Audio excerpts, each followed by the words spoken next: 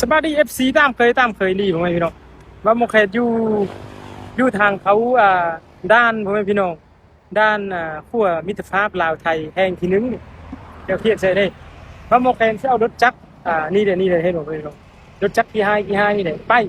ผมพูดว่าเพิ่นใช้ไปผมหมวกกันน็อกในนี้เนี่ยผมมีเอกสารอย่างสักอย่างเลยผมพี่น้องมีแต่มีแต่บัตรประจำตัวผมพี่น้องบางนี้ผมพี่น้องนี่ป้ายรถก็ไปสักครึ่ง ปลายรถพุทธปลายรถพุทธจะครึ่งนึงหรอพี่น้องบูฮู้ว่าไปไหลบ่มาเพิ่งน้ำกันหน่อยครับสงสัยเขาเบิกเขาหรอกเบิ่งไฮพุทธชง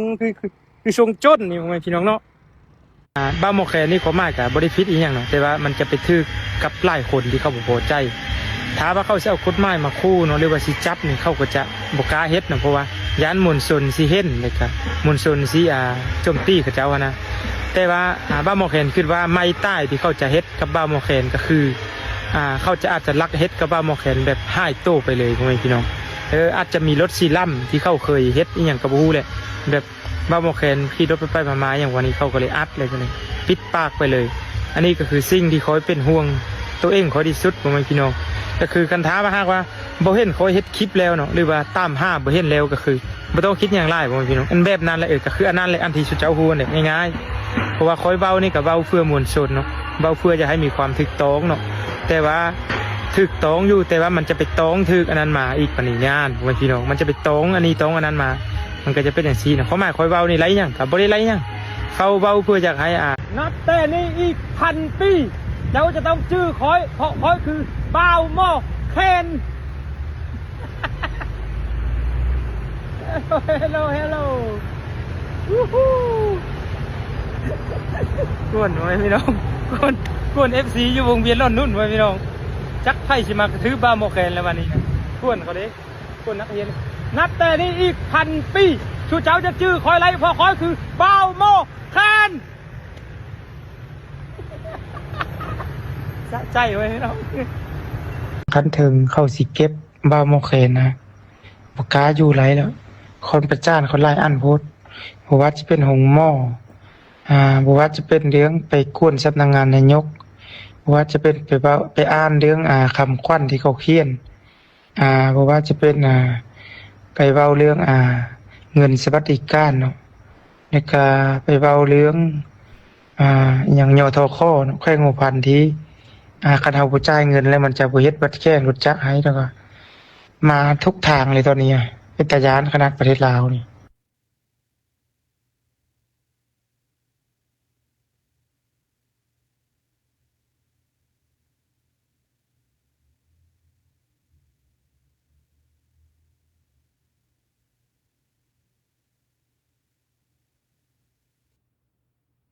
ตอนนี้ทางคันถึงเข้าสิเก็บบ่าวโมแคนนะบ่กล้าอยู่ไรแล้วคนประจานคนไล่อันโพดบ่ว่าจะเป็นหงหม้อบ่ว่าจะเป็นเรื่องไปกวนสำนักงานนายกบ่ว่าจะเป็นไปเว้าไปอ่านเรื่องคำขวัญที่เขาเขียนบ่ว่าจะเป็นไปเว้าเรื่องเงินสวัสดิการเนาะแล้วก็ไปเว้าเรื่องอย่างยทคเนาะแขวงหัวพันธุ์ที่คันเฮาบ่จ่ายเงินแล้วมันจะบ่เฮ็ดบัตรแจ้งรถจักรให้แล้วก็มาทุกทางเลยตอนนี้เป็นตาย้านขนาดประเทศลาวนี่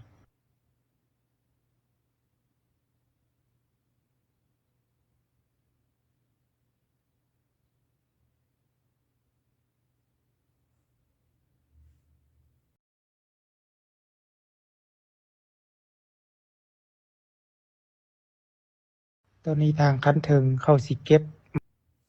ฮัลโหลทักทายสบายดีเด้อพ่อแม่พี่น้องสาวครีเอเตอร์สาวยูทูบเบอร์ทั้งหลายมาพบมาพ้อกับช่องบันไสบันนาคือเก่าคือเดิมเด้อพ่อแม่พี่น้องก่อนอื่นก็อย่าลืมเข้ามากดไลค์กดคอมเมนต์ให้กับช่องบ่าวบันไสบันนาเนี่ยเด้อกดติดตามช่องให้แน่พ่อแม่พี่น้องเอ้ยอ่าเอาจังไดพ่อแม่พี่น้องFC ของบ่าวโมแคน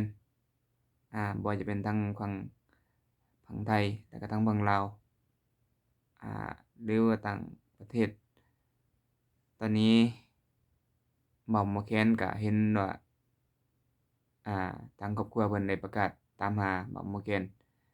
ได้หายตัวเนื่องจากออกจากบ้านแม่นวันที่13กุมภาหลัง2-3วันนี้ทางครอบครัวเพิ่นได้ตามหาบ่าวโมแกนถ้าหากว่าคนใดพบเห็นเลาก็สามารถสิแจ้งมาทางช่อง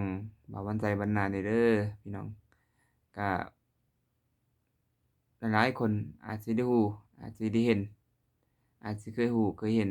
ของบ่าวโมแคนที่ว่าเราเฮ็ดคลิปออกมาแบบนั้นบ่รู้ว่าสาเหตุที่เลาจากไปอ่าตอนนี้แม่นเกิดหยังขึ้นอาจสิเป็นเรื่องที่บ่ดีหรืออาจสิเป็นเรื่องที่ดีก็มีเนาะแต่ว่าทุกคนคิดเห็นจั่งใดคิดว่าเราอาจสิไปอยู่หม้องใดหั้นนะเพราะว่าเห็นประกาศลายเซ็นในบ้านของบ่าว Morgan ได้ประกาศออกมาเต็มที่เรียบร้อยแล้วบอกว่าบ่าว Morgan ได้หายตัวไปติดต่อไปทางเฟซบุ๊กก็บ่ได้ติดต่อทางใดก็บ่ได้ถ้าหากว่าทุกคนได้พบได้เห็นก็สามารถชี้แจงทางช่องบ่าววันไสบรรณาได้เด้อพี่น้องแล้วก็อยากจะถามว่าบ่าว Morgan นี่เป็นหยังจึงเป็นแบบนี้หั้นนะสาเหตุเกิดจากหยังเพราะว่าเห็นหลายๆคนโพสต์ลงในโลกโซเชียลตามหาเลาหั้นนะแต่ก็นั่นแหละตามที่เราได้บอกออกมาหั้นแหละบอกว่าถ้าเกิดว่าบ่เห็นเลาก็อาจสิเป็นแนวอื่นหั้นนะเราก็บ่รู้ว่าเป็นย้อนหยังเนาะถ้าเกิดว่าอ่าทุกคนได้เห็นคลิปนี้สามารถออกความคิดความเห็นได้เด้อพ่อแม่พี่น้องออกความคิดความเห็นได้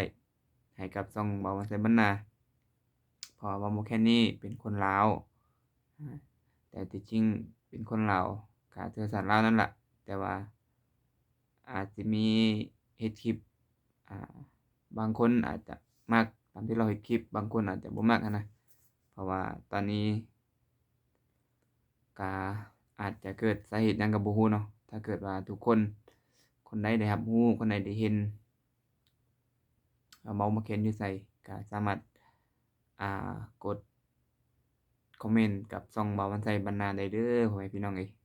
ก็สำหรับคลิปนี้ก็ขอฝากไว้เพียงส่ำนี้ซะก่อนพ่อแม่พี่น้องก็ขอกล่าวคำว่าสวัสดีและก็สบายดี